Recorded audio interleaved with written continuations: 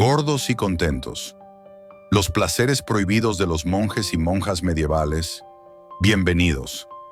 Hoy hablaremos sobre las prohibiciones que los monjes medievales solían romper. Descubrirán por qué, en la mayoría de los casos, los habitantes de los monasterios tenían sobrepeso. ¿Es cierto que la aparición del primer emoticón está relacionada con la actividad diaria de los monjes medievales? ¿Cómo se entretenían realmente las monjas al caer la noche? ¿Y qué tiene que ver una vela en la ventana? Asegúrense de ver el video hasta el final para no perderse nada importante. La gula en los monasterios. ¿Sabían que la vida de los monjes medievales no era tan austera como podría parecer a simple vista? Es cierto que los monjes inicialmente buscaban renunciar a los placeres mundanos, lo cual es perfectamente comprensible. Sin embargo, lo que sucedía tras los muros de los monasterios demuestra todo lo contrario. Lo primero que merece atención es el ayuno. En la Edad Media, este se realizaba siguiendo estrictas reglas. Si comparamos la práctica del ayuno de entonces con la actual, la diferencia es evidente. Pero, en la práctica, los monjes medievales intentaban no limitarse demasiado en comida y bebida. Si alguna vez han visto imágenes de los monjes de aquella época, probablemente hayan notado un detalle: su complexión. No había lugar para la delgadez. Y todo esto se debía a que los monjes a menudo comían en exceso, ganando bastante peso en pocos meses. Para que se den una idea, el ayuno medieval se limitaba a alimentos simples: un pequeño trozo de pan, verduras y frutas, y algo de proteína para mantener la vitalidad. Pero los monjes tomaron otro camino y se entregaron a la gula. Por ejemplo, la cantidad de pan que consumían aumentó tanto que llegaba a 1,5 barras por persona. Además, en los monasterios se aficionaron a todo tipo de pasteles.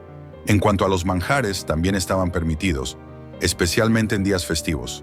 Sí, dulces e incluso mariscos. Aunque inicialmente la carne estaba prohibida, se permitía solo en casos de enfermedad entre los monjes. Una situación peculiar surgió con respecto al consumo de bebidas alcohólicas, lo cual no es sorprendente, ya que fueron precisamente los monjes medievales quienes se convirtieron en los primeros maestros cerveceros. Desde entonces, esta actividad se volvió una tradición. Además, la cerveza tenía un papel especial en los servicios religiosos, ya que se consideraba un medio para calmar el hambre. Lamentablemente, también en este caso, los monjes a menudo desconocían los límites, llegando a emborracharse por completo. Por eso no era raro escuchar chistes sobre la embriaguez en los círculos clericales. Los grandes escribas.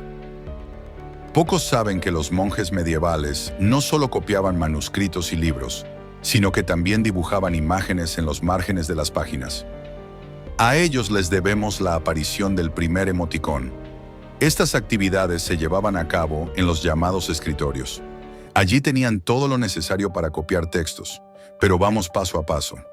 Para cumplir con la norma diaria, los monjes tenían que copiar entre 5 y 6 páginas al día. Era un trabajo arduo que requería paciencia y una gran concentración. Además, los escritorios servían para realizar encargos comerciales. Y sí, los monjes que trabajaban como escribas no podían simplemente renunciar a esta tarea. Era su deber y estaban obligados a cumplirlo. La mayor parte del trabajo se realizaba durante el día, ya que los escribas temían los incendios provocados por las lámparas y aún más por las velas encendidas. Al fin y al cabo, era la Edad Media. Finalmente, los grandes escribas rompían una prohibición relacionada con la copia de manuscritos y libros. Como ya se sabe, esta era una tarea monótona. No es sorprendente que, a menudo, los escribas desarrollaran problemas de postura. Al parecer, debido a la monotonía, los monjes comenzaron a decorar los márgenes de las páginas con diferentes dibujos. Se sabe con certeza que dibujaban animales: caracoles, elefantes y conejos. Sin embargo, estas criaturas eran bastante diferentes de los animales reales. Por ejemplo, los conejos solían ser representados como guerreros. Además, al estudiar las fuentes que han sobrevivido hasta hoy, se puede entender que los escribas intentaban provocar lástima de diversas maneras. Incluso escribían sobre ello abiertamente, lo cual tampoco era bien visto durante el servicio monástico. En la actualidad, resulta difícil imaginar la vida sin los emoticonos, que son extremadamente populares entre los jóvenes. Como bien saben, estas representaciones gráficas de emociones se utilizan en las redes sociales y en los mensajes de texto. Y ahora prepárense para un dato sorprendente. Resulta que fueron los monjes medievales quienes inventaron el primer emoticono del mundo. Al menos esta versión es ampliamente aceptada en la actualidad. La innegable riqueza de los monasterios medievales. Es difícil imaginar grandes cantidades de dinero en lugares dedicados al servicio sagrado. Sin embargo, los monasterios medievales no eran instituciones pobres. Aquí está el porqué. Los clérigos obtenían ingresos comprando tierras y administrándolas durante siglos. Sin embargo, incluso estas actividades estaban prohibidas. Esto se explica porque cada monje inicialmente hacía un voto de pobreza, lo que significaba renunciar por completo a la propiedad material. A pesar de esto, los monasterios acumulaban grandes sumas de dinero.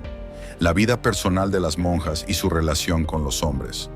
Aunque las jóvenes y las mujeres adultas hacían un voto de celibato, este era violado en más de una ocasión.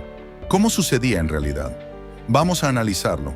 Cabe destacar que la introducción del voto de castidad se remonta al siglo X, como parte de una reforma eclesiástica. Más tarde, en la segunda mitad de ese mismo siglo, se promulgó una ley que castigaba a quienes mantenían y promovían relaciones entre personas del mismo sexo. Sin embargo, las monjas actuaban de otra manera. En primer lugar, al caer la noche, encendían una vela y la colocaban cerca de la ventana, indicando así que los hombres, especialmente los monjes, eran bienvenidos. Era difícil no notar este gesto, ya que los monasterios masculinos y femeninos solían estar ubicados uno frente al otro.